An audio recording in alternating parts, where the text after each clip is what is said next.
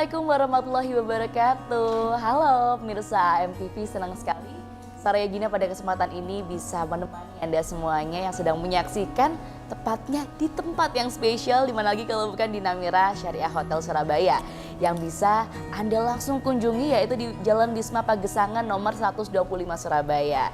Nah, spesial berada di sini Soraya menyapa Anda dengan program Aula Dialog. Spesial kali ini persembahan dari Dinas Kesehatan bersama juga dengan UNUSA dan UNICEF dalam rangka upaya percepatan penurunan stunting di Indonesia. Ngomongin soal stunting di Indonesia ini termasuk besar, yaitu dengan persentase 24,4%, yang mana saat ini tuh di Indonesia dan di WHO sendiri tetapkannya adalah 20%. Itu artinya angkanya makin tinggi. Berbagai upaya dilakukan pastinya, dan kali ini kita akan belajar apa itu stunting dan step-step awalnya itu bisa disebabkan karena apa sih? Oke, kalau gitu langsung saja saya menyapa narasumber yang luar biasa sudah hadir di sini. Ada Ketua Asosiasi Ibu Menyusui AIMI daerah Jawa Timur. Selamat pagi Ibu. Selamat pagi Mas Ada Soraya. sekali, sumringah sekali ya. Dan hari ini Ibu Setia Hartiningstiaswati. Waduh. Susah ya. Tapi panggilannya Ibu Tia. Ibu Tia. Luar biasa Ibu Tia ini, kalau Skep berarti Mkep, bidan ya. Bidan. Waduh, pasti sudah expert sekali nih Bu ya, biasa menghandle Ibu-ibu hamil. Dan tepat sekali hari ini kita akan membahas juga topiknya terkait bagaimana sih ibu hamil itu perannya nanti ke anak stunting. Itu kan sangat berpengaruh sekali ya Bu ya. Betul. Nah, boleh diceritain nggak sih sebenarnya apa yang harus dilakukan ibu hamil dalam rangka menjaga bayinya supaya bisa sehat dan lain-lain? Oke. Senang sekali saya ada di sini ya Mbak Soraya. Jadi betul sekali ibu itu menjadi bisa dibilang faktor yang penentu ini anak nanti bisa sehat atau tidak. Kalau kita hari ini membahas tentang stunting, hal yang perlu disiapkan ini sebenarnya tidak hanya pada saat anaknya sudah lahir. Oke. Tapi dimulai sebelum anak itu lahir, yaitu kapan? Setidaknya saat hamil. Jadi apa yang harus dilakukan si ibu? Setidaknya pada saat hamil ini ibu-ibu sudah membekali diri nih, setidaknya tentang bagaimana sih nanti kalau memberikan nutrisi ke anak, makanan yang baik apa. Kemudian kalau sekarang ini kita akan membahas tentang menyusui ya, karena menyusui ini menjadi salah satu faktor dasar, atau kami biasa menyebutnya fondasi untuk kesehatan anak nanti ke depan. Makanan pertama anak ya? Betul, makanan pertama anak. Oke, apa yang bisa dioptimalkan dari proses menyusui itu sehingga anak-anak nantinya itu tidak ada stunting gitu? Jadi awal menyusui ini dimulai sesaat setelah si anak itu lahir. Itu awalnya, sehingga kami biasa menyebutnya dengan IMD atau inisiasi menyusu dini. Oke, IMD, inisiasi menyusu dini. Apakah itu IMD? Ya, jadi IMD itu adalah suatu pemberian ASI sedini mungkin, setidaknya setidaknya 1 jam pertama kelahiran bayi. 1 jam pertama kelahiran bayi, artinya seperti apa itu prosesnya? Jadi artinya setelah begini, bayinya lahir dalam 1 jam pertama, si anak ini diupayakan untuk mendapatkan ASI pertama yang kita sebut dengan kolostrum. Kolostrum itu adalah satu cairan ASI yang dia mengandung begitu banyak antibodi. Antibodi itu nanti akan dibutuhkan oleh bayi dalam menjaga daya tahan tubuhnya nanti, sehingga dia bisa sehat gitu. Oke, nah itu gimana tuh? Treatmentnya seperti apa? Dengan bayinya dideketin sama ibunya? Emang bayi dari awal lahir udah bisa nyusu atau bisa gimana? nyusu gitu ya? Nah, iya, bingung juga. Soalnya belum pernah. Belum pernah ya. Gimana Bu? Ini biar edukasi banget nih buat mirsa TV. Jadi karena tadi IMD itu adalah pemberian ASI pertama. Jadi bagaimana caranya? Caranya tentu saja adalah dengan membutuhkan bantuan. Bantuannya siapa? Bantuan dari tenaga kesehatan, penolong persalinannya. Dengan salah satu caranya adalah dengan meletakkan bayi di atas dada ibu. Kita menyebutnya dengan skin to skin kontak atau kontak kulit dengan kulit antara ibu dengan bayi. Jadi namanya kulit dengan kulit ya. Jadi kulit ibu dengan kulitnya bayi tanpa ada perantara baju. Jadi tidak ada baju di antara kulit ini, bajunya diataskan. Nah, bayi ditaruh di atas dada ibu, dibiarkan di situ, nanti bayi akan secara mandiri, dia akan sendiri secara sendirinya dia akan mencari payudara dan akan mencari puting dan menghisapnya. Oh iya? Iya. Dan waktunya itu prosesnya berarti alami ya? Alami. Tidak perlu ada interupsi apapun, tidak perlu ada upaya apapun dari kita, sudah cukup dibiarkan saja. Oke, jadi sebenarnya bayi itu mencari sendiri. Betul, Tanpa mencari kita sendiri. harus meletakkan, begitu ya? Betul, tidak perlu kita langsung taruh di payudaranya ibu untuk disusukan, tidak perlu. Karena bayi dia akan mencari sendiri, dia punya insting untuk mencari makanannya, yaitu ASI. Oke, menarik sekali ini ngomongin soal IMD, inisiasi menyusui dini. Apakah ada persiapan-persiapan yang perlu dilakukan, entah itu dari semasa hamil atau mungkin setelah melahirkan? Oke, selama hamil mungkin ibu-ibu di rumah sering mendengar ada yang namanya kelas ibu hamil atau kelas menyusui yang dipersiapkan untuk ibu hamil. Nah, itu bisa menjadi salah satu upaya yang dilakukan oleh ibu dalam mempersiapkan diri nantinya agar dia bisa punya pengetahuan yang cukup agar bisa menyusui dengan baik. Karena kalau si ibu ini dia belum tahu apapun, informasi apapun tentang menyusui dan juga belum tahu kalau ternyata ada IMD nih, nanti ibunya juga akan pasrah saja gitu ketika nanti misalkan nih tidak diberikan oleh tenaga kesehatannya, atau nanti ketika terjadi penyulit ibunya udah bingung duluan, kemudian akhirnya tidak menyusui. Jadi yang perlu dilakukan adalah memperkaya pengetahuannya dengan mengikuti kelas menyusui, kelas hamil yang banyak kok sekarang diselenggarakan, ada rumah sakit yang menyelenggarakan, AIMI juga menyelenggarakan, boleh ikut di mana aja. Itu kalau mau ikut kelas. Ada juga kalau sekarang kan zaman sosial media ya, sosial media banyak, bisa mengfollow sosial media dari beberapa misalkan organisasi yang terpercaya, misal UNICEF, itu yang sudah terpercaya. Maksudnya terpercaya bagaimana? Terpercaya di sini adalah si pemberi informasi ini bisa memberikan informasi yang benar. Begitu, karena sekarang ini zamannya semuanya bisa berbicara di internet, jadi harus benar-benar dipilah mana informasi yang benar dan mana yang kurang tepat, begitu. Karena kalau sampai kita salah ya nanti informasinya salah. Gitu.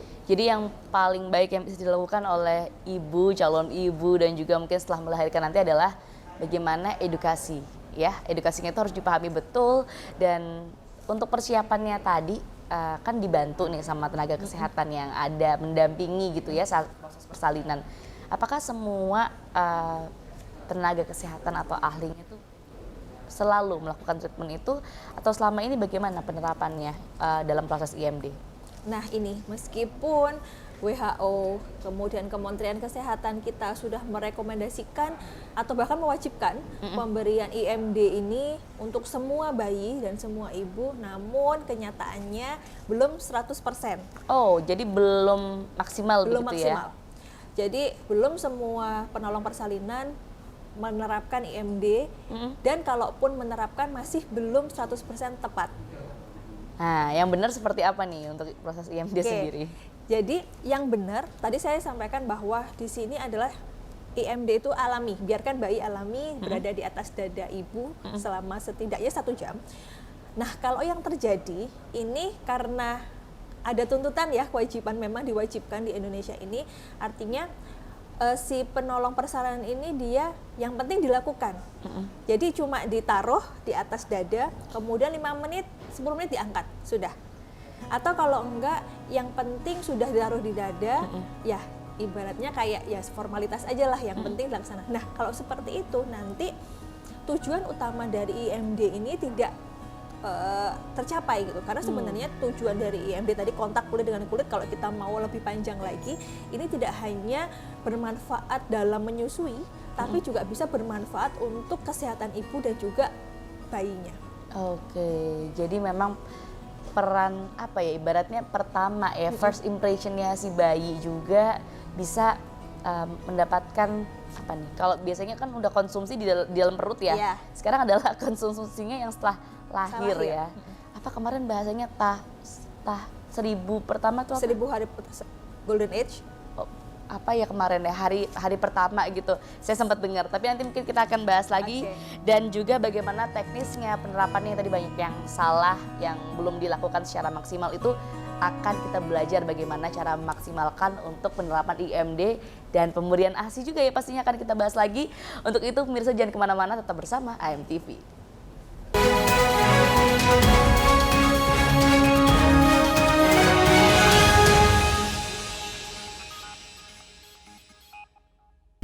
Hai pemirsa MTV, kembali lagi bersama saya Gina, masih di Aula Dialog dan spesial edisi persembahan dari Dinas Kesehatan Provinsi Jawa Timur, UNUSA bersama dengan UNICEF, dan juga masih bersama Ibu Setia.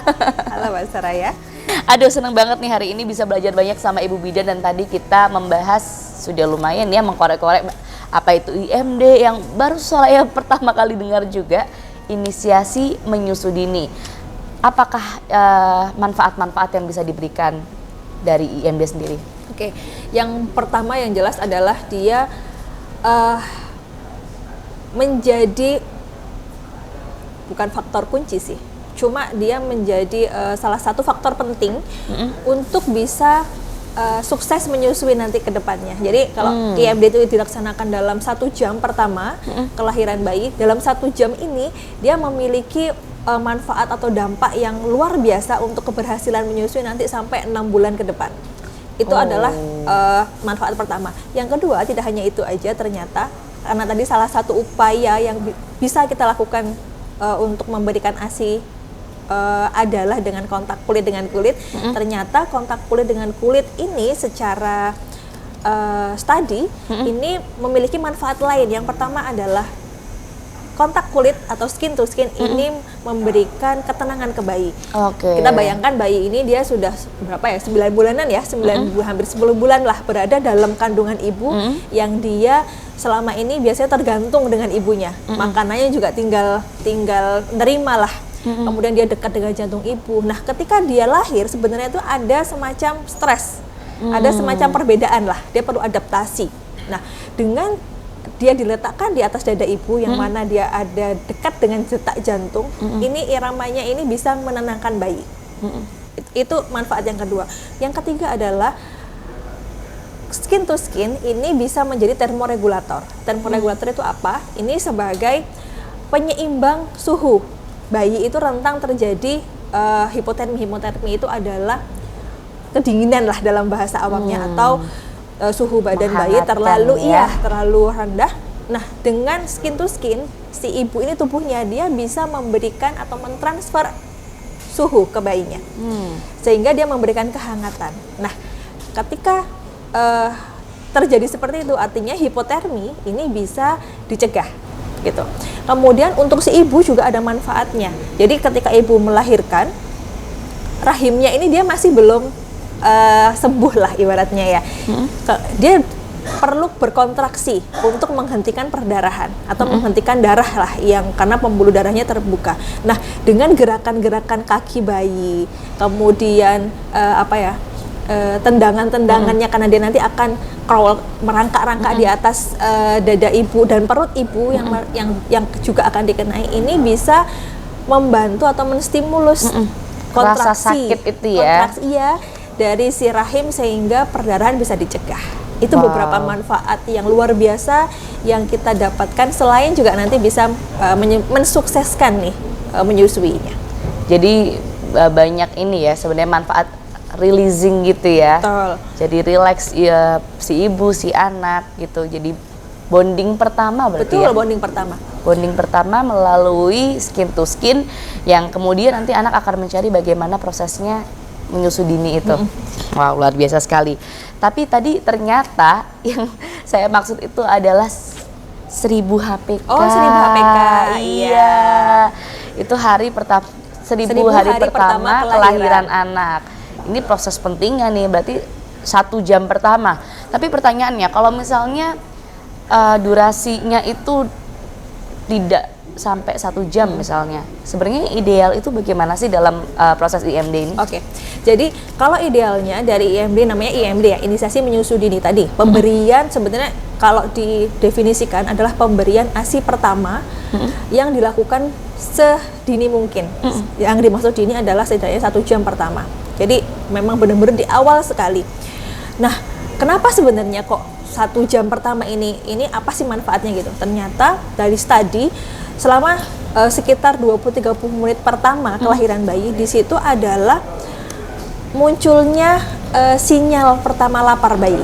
Oh. Dan juga munculnya sinyal refleks menghisap yang kuat bayi. Nah, ketika ini dirangsang atau distimulus, ini akan membuat si bayi ini dapat menyusui dengan baik di hari-hari berikutnya.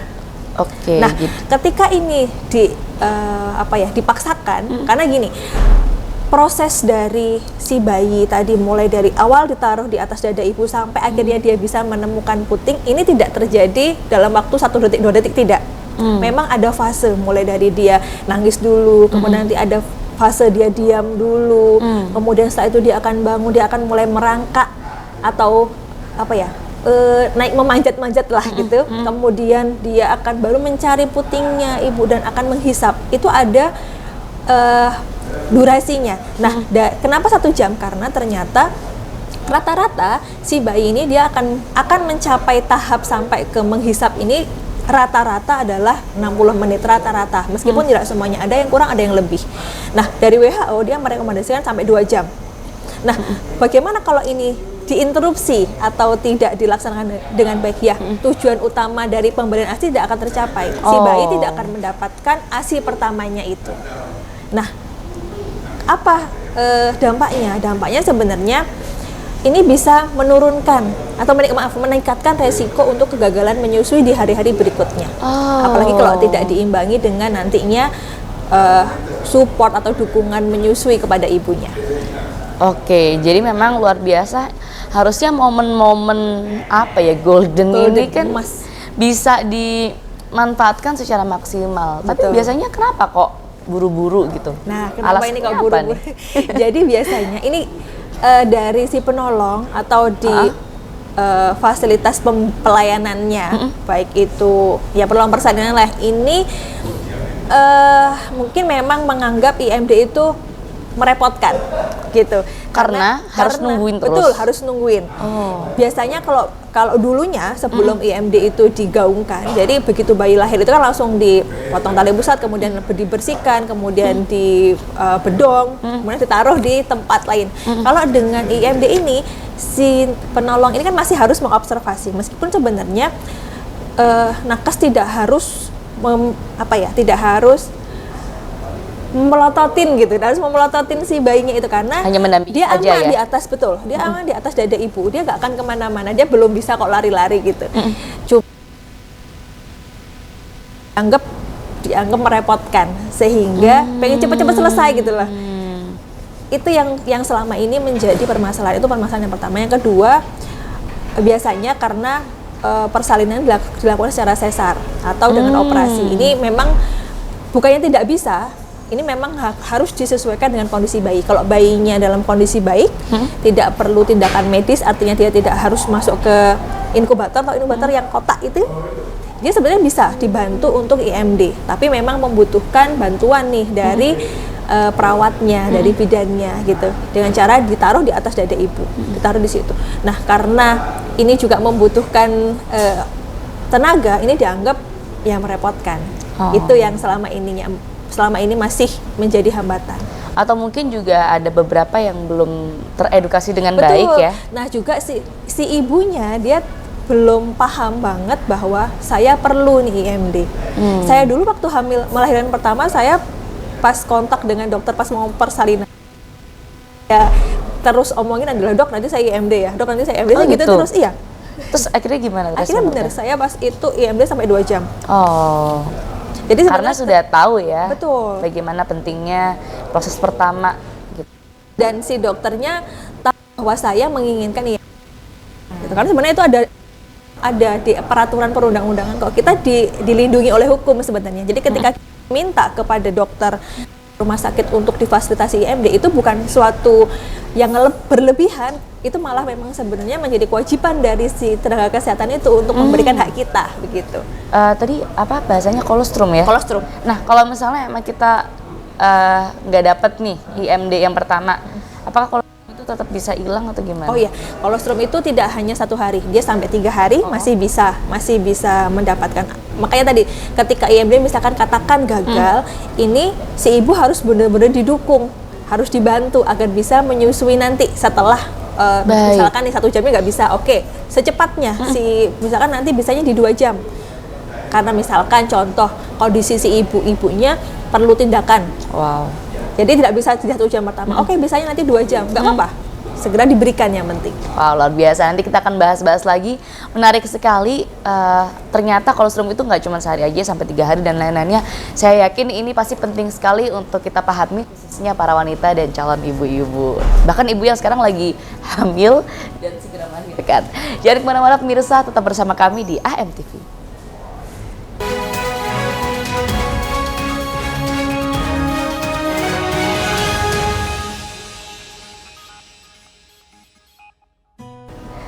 Halo pemirsa, masih bersama Saraya Gina di Aula Dialog, dan kali ini bersama Bu Setia yang selalu setia. Iya. Dari tadi mengedukasi kita dengan ilmu-ilmu yang luar biasa, khususnya untuk ibu hamil supaya nanti anaknya bisa maksimal berkembang, bertumbuh dan juga sehat. Begitu ya Bu ya.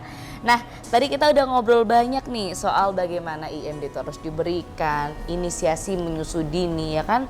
Kira-kira selama ini yang menjadi hambatan banget atau pertanyaan-pertanyaan yang muncul tuh apa sih Bu? Oke, yang paling banyak menjadi penghambat ya keberhasilan menyusui itu adalah perasaan bahwa ASI-nya tidak cukup.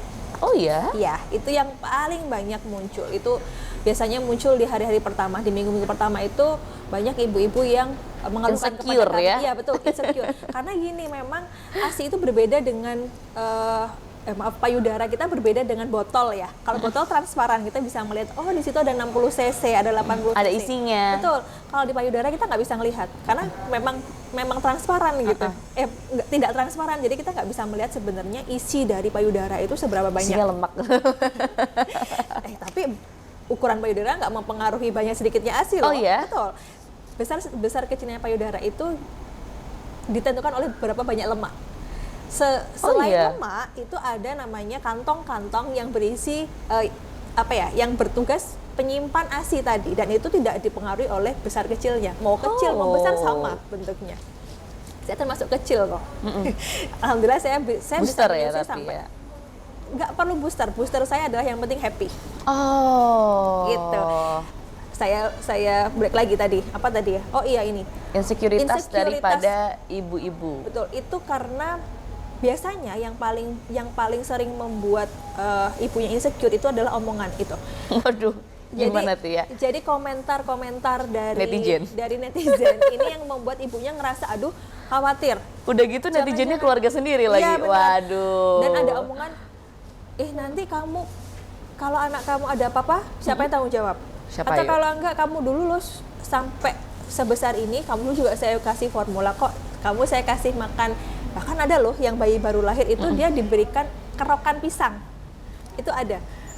Ada beberapa masyarakat yang percaya kalau bayi itu tidak cukup hanya dengan ASI saja. Iya. Tetapi perlu makanan padat, bahkan yang biasanya umumnya ada dari di pertama lahir. Betul. Itu adalah kerokan pisang ditambah dengan nasi. Tujuannya biar bayinya tenang, nggak rewel. Padahal itu sangat berbahaya sekali. Itu tidak boleh dilakukan. Wow, itu sangat berbahaya. Itu formula dari mana ya? Formula dari nenek moyang, dari turun temurun. Waduh, tapi memang ya karena ini ngomongin soal insekuritas sebagai salah satu penghambat terbesar ternyata ya. Itu memang yang terjadi saat itu seperti ini. Betul. Wow. Dan itu biasanya kalau ditarik ke belakang, biasanya ibu yang insecure itu dia tidak memiliki pengetahuan yang cukup. Nah, untuk itu makanya supaya kita kebal dari nyinyiran-nyinyiran netizen, mertua, tetangga, semuanya. Intinya kita memang harus teredukasi dengan baik dulu karena anaknya anak kita nih. Betul, anak kita. Kemudian dengan tadi insecure itu yang dibutuhkan ibu adalah dukungan. Dukungan Support yang ya. paling dekat adalah suami. Nah, suami siaga, Suami siaga. support system ya. Betul. Kalau suaminya ini dia juga ikut-ikutan si netizen ini untuk mengkontra, akhirnya ibunya semakin turun. Stres ya. Motivasi akan membuat semakin stres, dan stres ini bisa menghambat pengeluaran ASI. Jadi ASI udah diproduksi, sudah ada nih, katakan ibaratnya sudah penuh lah payudara. Tapi ketika kita stres, ASI nggak akan bisa keluar. Karena ada satu hormon namanya hormon cinta, atau bahasa ilmiahnya adalah hormon oksitosin. Oksitosin. Ini akan terhambat ketika kita stres, kita cemas, kita khawatir, sehingga booster yang paling utama untuk ibu menyusui itu adalah happy. Happy Happy itu terus is number one. merasa disupport Betul. gitu. Jadi merasa aman begitu ya. Wah, kalau misalkan ngomongin soal insecurity, memang cewek tuh biasanya insecure ya, tapi mungkin pasti lebih lagi, apalagi dia sedang mengalami kondisi Tubuhnya sedang pemulihan. iya, sakit, kemudian juga ya pasti banyak perubahan yang harus diadaptasi secara paksa di waktu yang sama. Makanya itu support yang luar biasa pasti akan memberikan kondisi yang maksimal untuk si ibu dan si anak ya. Nah tuh, pemirsa MTV nggak boleh ya nyinyir-nyinyir ya. Tapi sekarang pastinya dengan seperti ini kita berdiskusi, berbincang, dan sharing yang bermanfaat kan juga bisa mengedukasi tidak hanya si ibu, tapi untuk pemirsa yang lihat, yang biasanya suka nyinyirin orang lagi hamil atau menyusui, bisa juga terbuka pikirannya untuk tidak banyak komentar. Ya. Apalagi dibandingin. Luar biasa sekali. Ngomongin soal tadi, hambatan terbesar adalah insekuritas atau sisi psikologis dari seorang ibu. Nah, selanjutnya bagaimana sih penerapan pemberian ASI eksklusif yang bisa dilakukan oleh ibu? Ideal waktunya seperti apa? Dan apa yang sebaiknya ibu lakukan nih dalam hal ini? Oke, jadi menyusui itu adalah suatu hal yang alami ya. Tapi ada lagi satu yang namanya program atau ASI eksklusif. ASI eksklusif sebenarnya itu suatu program yang yang artinya adalah si bayi ini dia hanya mendapatkan ASI saja mulai dari dia lahir sampai dengan usia 6 bulan. Jadi 6 bulan pertama kehidupan dia, dia hanya mendapatkan ASI tanpa cairan apapun, bahkan air putih juga tidak. Itu yang seharusnya terjadi? Yang seharusnya, kecuali ada obat. Jadi misalkan bayinya sakit, dia membutuhkan obat, itu boleh. Tapi bukan cairan yang lain. Apalagi formula, makanan padat itu tidak boleh. Jadi si bayi memang pure murni hanya diberikan ASI. Karena memang secara kebutuhan dia selama 6 bulan pertama memang dia hanya butuh ASI saja. 6 bulan pertama. 6 bulan pertama memang hanya butuh ASI saja. Nanti start 6 bulan barulah ASI saja tidak bisa mengcover kebutuhannya dia. Pada 6 bulan ASI hanya bisa mengcover 60% kebutuhan nutrisi dari si bayi, sehingga perlu ditambahkan yang namanya MPASI atau makanan pendamping ASI. Setelah 6 bulan ke atas. Setelah 6 bulan. Ya. Ya. Nah, selama 6 bulan pertama ini yang perlu dilakukan ibu adalah ya hanya diberikan ASI aja. Dia harus bisa membuat keyakinan sih yang paling pertama, yakin bahwa ASI saya cukup. Yakin ASI saya cukup, kemudian yang kedua adalah tidak memberikan makanan apapun, tidak memberikan ASI perah. Biasanya itu ibu yang bekerja memberikan ASI perah dengan DOT. Ini tapi juga maksudnya ASInya original nih ibaratnya. ASInya original atau memang ya ASI perah, Nah, tapi itu diberikan bedanya dengan gimana DOT. tuh? Nah, gini. Jadi ada beberapa media pemberian ASI perah. Memang ada kondisi si ibu ini terpisah dengan bayinya. Seperti pekerjaan kita bekerja ya. ya, kita biasanya punya cuti 3 bulan. Artinya setelah 3 bulan kita harus kembali bekerja, bayi harus entah itu di rumah atau mungkin dengan pengasuh. Nah, ini membutuhkan media untuk bisa memberikan ASI perahnya ini. Nah, sebenarnya ada beberapa alternatif media selain DOT. Yang umum di masyarakat itu adalah DOT. Dengan segala jenis, dengan segala merek. Nah, namun secara studi dan juga secara kenyataannya yang muncul kepada kami sebagai konselor yang sering muncul, ketika bayi diberikan DOT, ini membuat bayi menolak untuk menyusu langsung kepada ibunya. Atau jadi lebih nyaman dengan media barunya. Betul. Atau kita biasa menyebutnya dengan bingung puting. Kenapa demikian? Karena si DOT, empengnya itu, dia memiliki bentuk dan juga ya fungsi yang berbeda dengan puting kita gitu, atau puting ibu. Kalau misalkan bayi menghisap ke payudara, dia memerlukan effort atau usaha terlebih dahulu. Setidaknya dia butuh beberapa detik menghisap lebih kuat, baru ASI itu keluar. Kalau dot begitu cut langsung keluar. Bahkan ada dot yang cuma ditumpahin langsung keluar. Artinya dia nggak membutuhkan energi. Dia tidak membutuhkan banyak energi, tapi cairannya bisa muncul. Nah, kalau dia atau si bayinya sudah terbiasa dengan yang enak, dengan yang mudah, ketika dia dikembalikan lagi ke payudara, dia akan menolak. Itu satu. Jadi bayi dia begitu payudara dibuka sudah nangis. Yang kedua, ada juga kondisi yang juga disebut dengan bingung puting, bayinya mau nyusu, masih mau menghisap, tapi hisapannya melemah. Nah, jadi ibunya nggak ngerasa kalau bayinya bingung puting, karena si bayi mau-mau aja kok nyusu, tapi lama-kelamaan ASINya turun produksinya. Karena kalau hisapannya ini melemah, artinya ASI yang dikeluarkan dari payudara juga akan sedikit. Ketika ASI yang dikeluarkan cuma sedikit, tubuh si ibu nih, dia akan merespon, woi kebutuhannya cuma sedikit, kamu bikinnya sedikit juga. Oh gitu ya? Berarti semua hasil produksi itu tergantung dari si bayinya ini? Betul, seberapa banyak ASI itu dikeluarkan dari payudara atau seberapa banyak payudara itu dikosongkan, maka begitu banyak juga ASI akan diproduksi oleh tubuh kita.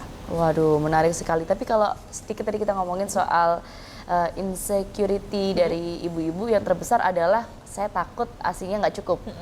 Yang terjadi faktanya bagaimana? Yang terjadi biasanya itu hanya kekhawatiran. Karena biasanya kalau ditanyain lagi, kenapa ibu tahu, misalnya nih, bagaimana ibu tahu kalau ASINya tidak cukup? Iya, anak saya nangis. Itu yang biasanya menjadi parameter, padahal bayi itu hanya bisa nangis loh. Dia mau lapar, mau kepanasan, mau nggak nyaman dengan misalkan diapers atau popoknya basah, kemudian digigit nyamuk, digigit semut, dia hanya bisa nangis. Artinya kita memang harus mengajarkan kepada si ibu bagaimana sih tanda-tanda ketika bayi ini dia lapar, gitu. Dan itu memang ada clue-nya. Yang paling mudah. Jadi tangisannya beda sinyalnya nih? Ada beberapa tangisan yang berbeda, dan juga selain tangisan ada gerakannya. Misalkan nih, biasanya paling khas itu adalah bayi kalau dipencet, disentuh bagian mulut, dia akan mangap-mangap mencari. Kalau apa? Sentuh bagian mulut? Bagian mulut. Atau pipi lah, dia akan mencari arah yang sentuhannya tadi. Itu tandanya dia lapar. Oke. Begitu. Luar biasa, menarik sekali perbincangan kita, tapi kita masih punya satu segmen lagi dan kita akan tuntas kita bahas semuanya terkait apa permasalahan yang selama ini dirasakan oleh ibu-ibu terkait bagaimana pemberian ASI eksklusif. Mirsa, jangan kemana-mana.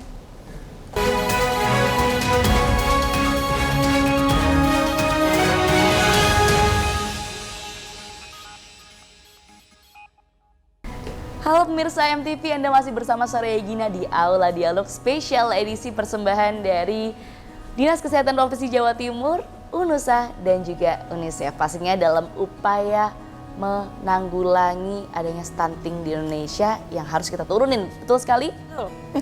Bersama Ibu Setia juga, tadi kita ngomong-ngomong soal IMD. Dan ada hambatan-hambatan yang pastinya terjadi ya selama proses IMD ini.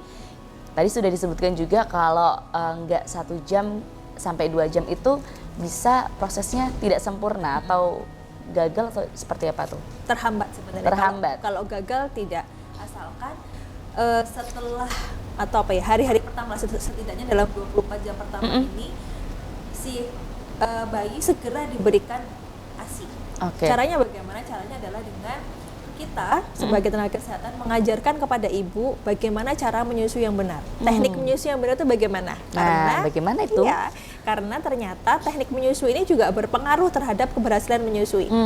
Bayangin ketika teknik menyusui itu ada 2 yang perlu digaris bawahi, yaitu posisinya ibu dengan bayi dan juga perlekatan. Perlekatan ini yang kunci bagaimana agar bayi bisa menghisap dengan optimal ASI-nya. Ketika dia tidak bisa menghisap dengan optimal karena kesalahan tekniknya, artinya ASI yang dihisap ini juga tidak akan banyak. Sehingga apa? Dampaknya ya dia kekurangan nutrisi begitu. Nah, kalau misalkan IMD tadi gagal, tidak dilaksanakan dengan baik, caranya bagaimana? Dukung si ibu, ajarkan tadi teknik menyusui yang tepat dan pastikan di 24 jam pertama si ibu dapat menyusui bayinya. Dan atau si bayi dapat menyusu dengan baik kepada ibu. Itu hari pertama. Nah, Hari-hari selanjutnya, ini ketika si ibu sudah bisa menyusui atau sudah bisa teknik menyusuinya dengan baik, tugas kita adalah mendampingi apabila ada permasalahan. Ketika ada permasalahan, kita menyelesaikannya berdasarkan masalah apa yang muncul. Gitu. Contoh misalkan nih, yang biasanya paling banyak di hari kedua, ketiga, itu adalah puting lecet. Kalau puting lecet, biasa dibayangin biasanya nyeri ya. Ketika nyeri, ibunya dia tidak mau menyusu lagi nih.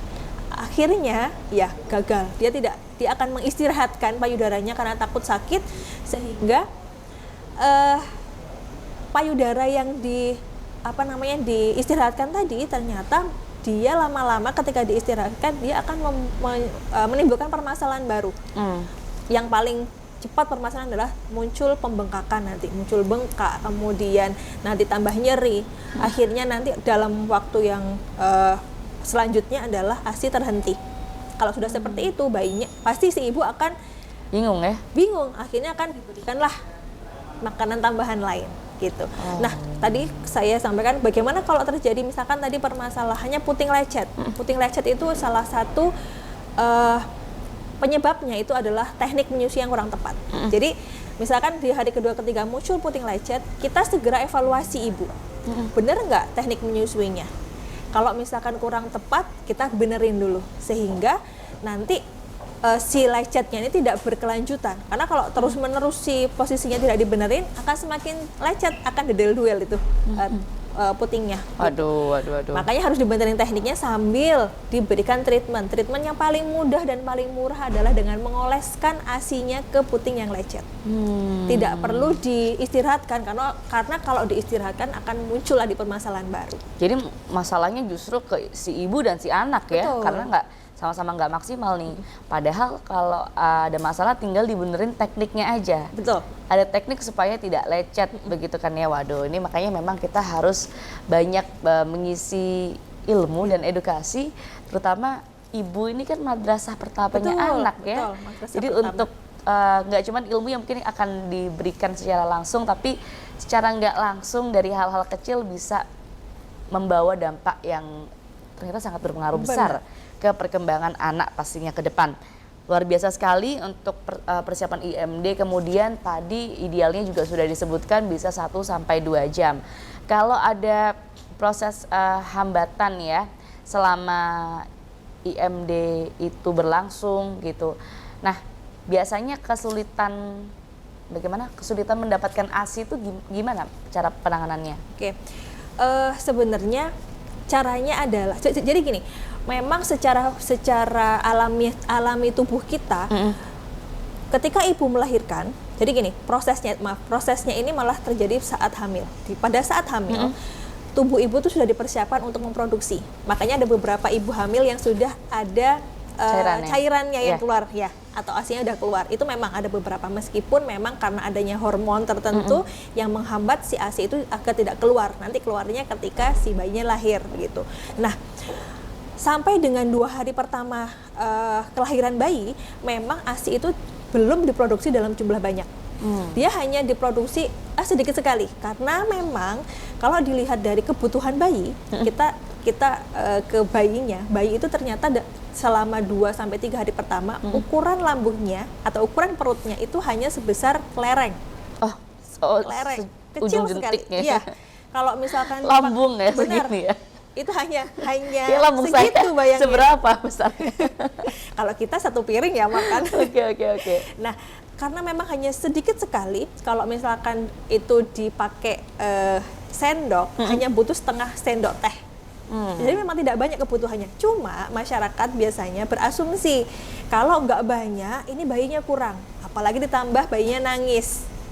Kalau sudah nangis biasanya gupuh. Wah, ini lapar. Akhirnya sudah, nanti muncullah omongan dari mertua, dari ibu, tetangga. Yang bikin stres tuh itu tuh. Betul, omongan tetangga ya.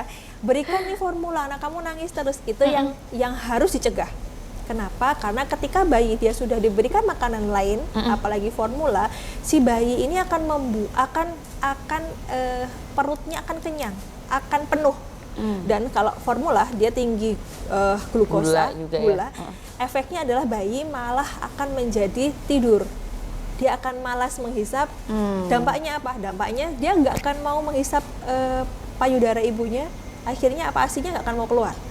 Jadi malah semakin tidak akan timbulnya keluar. permasalahan baru justru. Betul. Ya. Jadi memang kita sebagai konselor, sebagai tenaga kesehatan, kita memberikan edukasi bahwa memang 2 hari pertama ini sedikit, nggak apa-apa.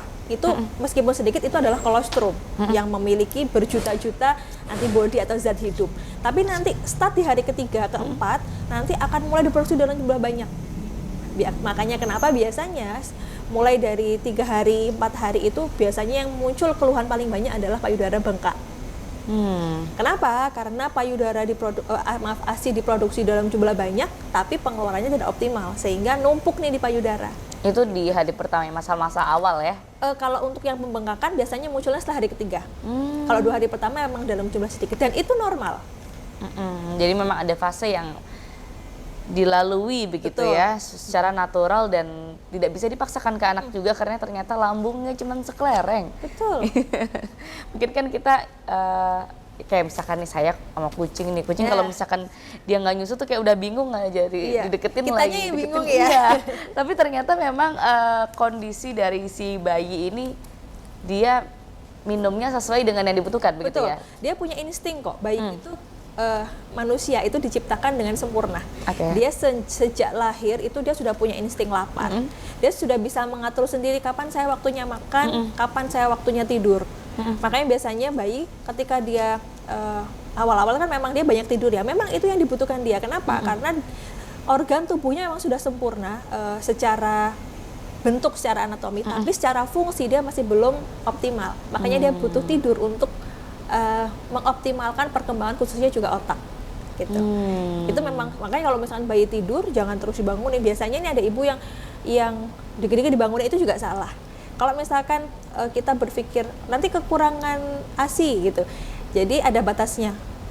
Bayi kita memberikan ASI itu memang sesuai kebutuhan, tapi bukan berarti terus setiap jam kita bangunin, tidak. Ada durasi setidaknya, kalau sudah lebih dari 3 jam atau setidaknya 3 jam lah bayi tidak bangun, baru kita bangunin, kemudian baru kita susukan. Oke, luar biasa sekali ya.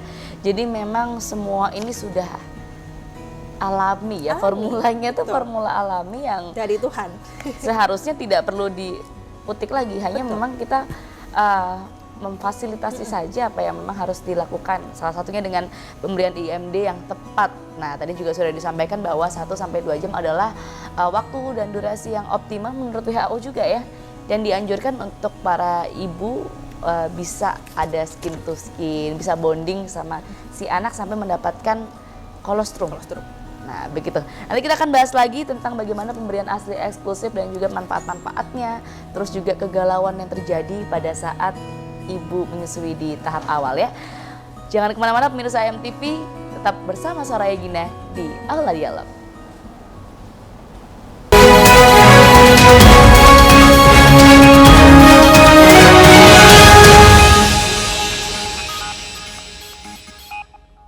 Halo pemirsa MTV, Anda masih melekat bersama Soraya Gina pastinya di Aula Dialog, dan masih juga saya dari tadi di tempat yang nyaman ini ya Kak Setia ya. Jadi Kak deh, karena udah akrab. Tapi di sini kan sebagai ketua AIMI nih, AIMI bacanya ya. Betul. Waduh, hari ini kita nyaman karena kita sekarang ada di Hotel Namira Syariah Surabaya, tepatnya di Wisma Pagesangan nomor 125. Staycation enaknya di sini. Iya, enak. Enak ya. Buat Jadi akhir tahun mungkin ya. Oh iya. Kapan aja enak. Pokoknya langsung aja bisa merapat ke sini. Tapi kita masih ada obrolan juga yang ini di segmen pamungkas terkait bagaimana pemberian ASI eksklusif, insecurity. Ini seru banget sih topiknya. Dan saya sebagai, ya walaupun belum, tapi kan memang kita berkewajiban untuk terus menimba ilmu, belajar gitu. At least kalau belum buat diri kita, tapi bisa bermanfaat buat orang lain dan juga pastinya buat pemirsa MTV yang saat ini sedang menyaksikan. Ngobrolin lagi soal ASI eksklusif.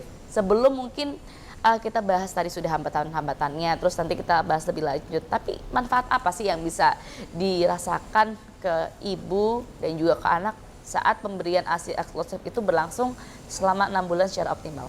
Oke. Manfaat dari menyusui itu sangat banyak sekali. Bahkan dari UNICEF dan juga WHO ini menggaungkan bahwa menyusui ini bisa menyelamatkan nyawa anak sampai dengan lebih dari 820.000 per tahun. Wow. Jadi bayangkan sebegitu banyak anak yang bisa diselamatkan nyawanya, yang harus mohon maaf meninggal karena penyakit-penyakit yang sebenarnya bisa dicegah dengan ASI. 820.000 per tahun. per tahun. Ya, bisa dicegah dengan menyusui. Simple, gampang, murah. Bukan hanya murah, gratis. Tapi ternyata banyak permasalahannya juga ya yang timbul gitu. Akhirnya tidak maksimal. Selain itu manfaatnya? Oke, itu manfaat pertama. Nah, manfaat kedua, kenapa kok bisa dikatakan ini bisa menyelamatkan nyawa lebih dari 820.000 anak ini, karena ASI ini dia bukan hanya sekedar makanan. Dia bukan hanya sekedar cairan. Ya. Bahkan biasanya kita menyebutnya adalah cairan emas. Cairan emas karena ASI ini dia mengandung semua hal yang dibutuhkan oleh tubuh bayi untuk tumbuh dan juga berkembang. Mulai dari zat makro itu karbohidrat, protein, kemudian lemak, vitamin, itu ada semua di ASI. Dan juga zat-zat hidup yang tidak bisa dibuat oleh manusia atau yang tidak ada dalam formula. Yang kita sebutnya adalah biofaktor. Biofaktor, apakah itu? Dia adalah zat hidup yang bertugas atau yang dapat bermanfaat dalam membentuk imunitas tubuh. Itu yang pertama. Kemudian membantu otak untuk dapat berkembang lebih optimal. Itu contoh yang paling gampang. Dan itu tidak bisa dibuat. Sehingga kalau misalkan di produk formula ada DHA, AA dan sebagainya, itu semua ada di ASI. Semuanya sudah include lah ya.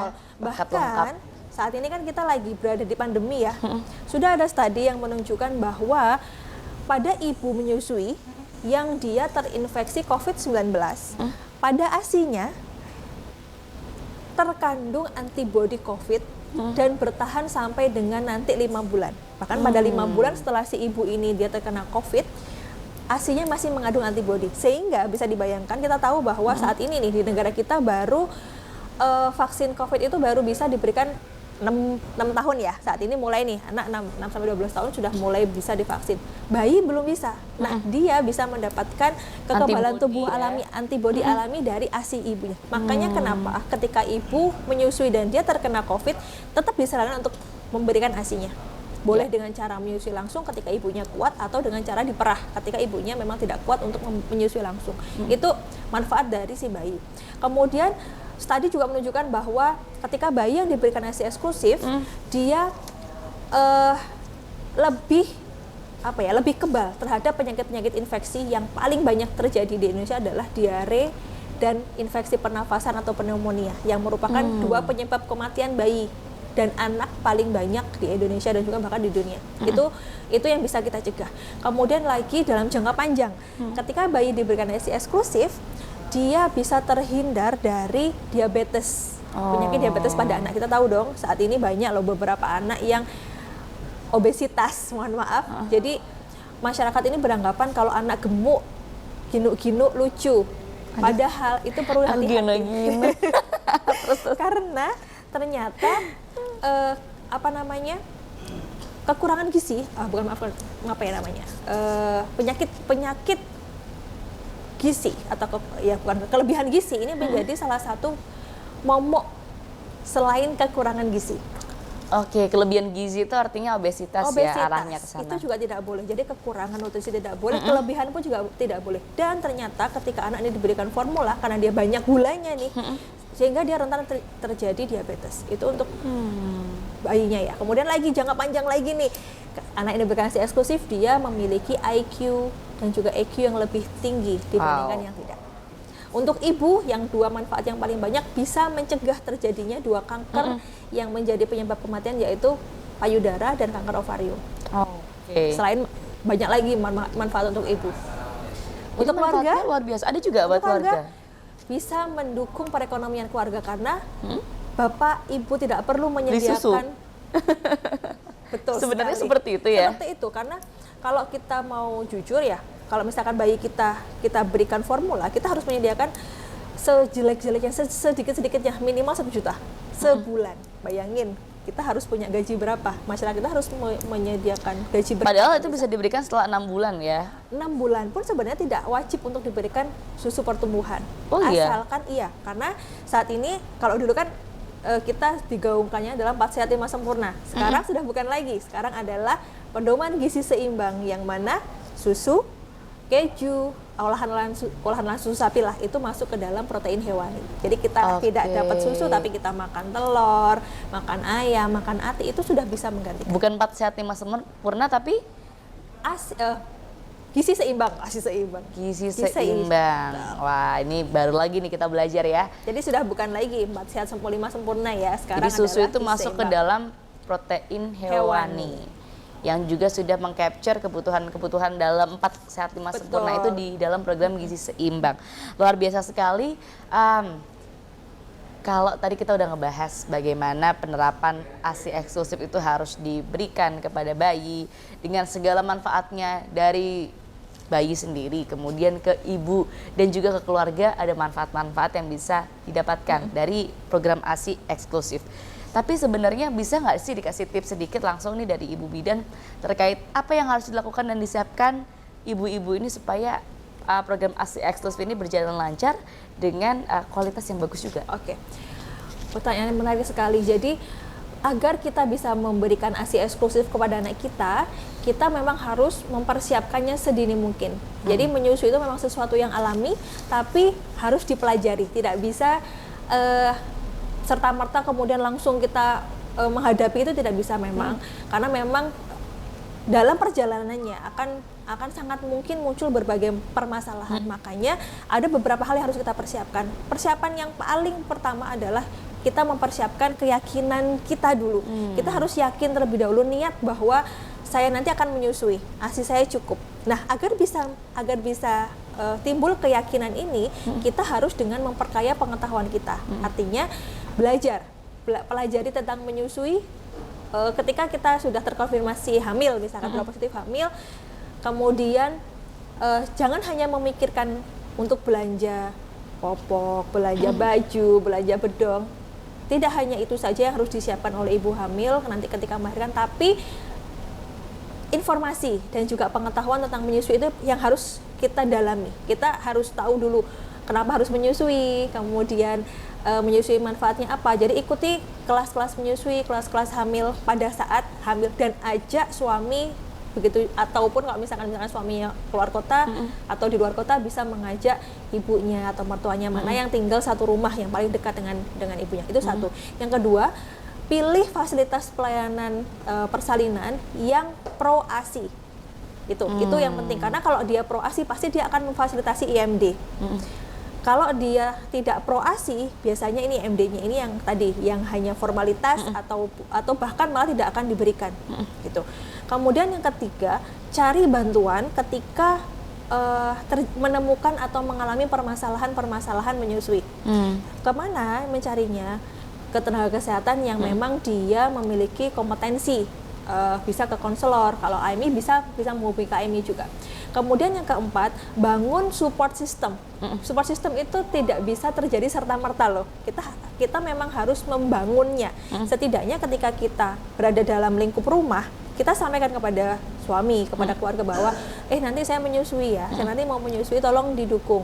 Kemudian kalau misalkan sekiranya sistemnya ini tidak mendukung, ajak ini yang tadi ikut ke kelas-kelas menyusui atau kelas-kelas edukasi tadi. Jadi biar sama-sama belajar. Dan bisa bergabung juga di AIMI mungkin. Betul, ya? Bisa. Kalau misalkan bekerja, ini tantangannya memang lebih berat lagi atau lebih besar lagi ketika nanti bekerja. Jadi juga sampaikan kepada tempat bekerjanya bahwa saya menyusui. Kita bisa request untuk diberikan waktu untuk memerah. Kemudian yang paling penting lagi adalah cari pengasuh yang bisa sesuai dengan visi ibu, yang mau tidak memberikan dot, karena ada media, bisa gelas, cup, sendok, itu bisa digunakan dan itu aman, tidak menyebabkan bingung puting.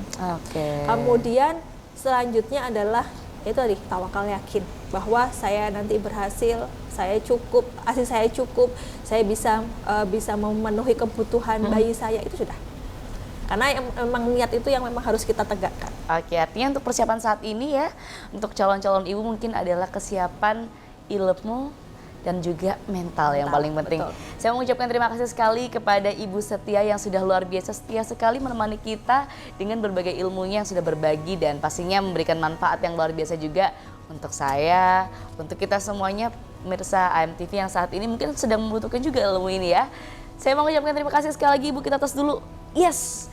Dan pemirsa terima kasih juga sudah bergabung bersama kami. Apabila ada pertanyaan lebih lanjut dan tertarik nih terkait program yang satu ini, langsung aja Anda bisa mendapatkan informasi tambahannya melalui website di unusa.ac.id dan juga Anda bisa saksikan program ini di streaming layanan kami yaitu di amtv.co.id.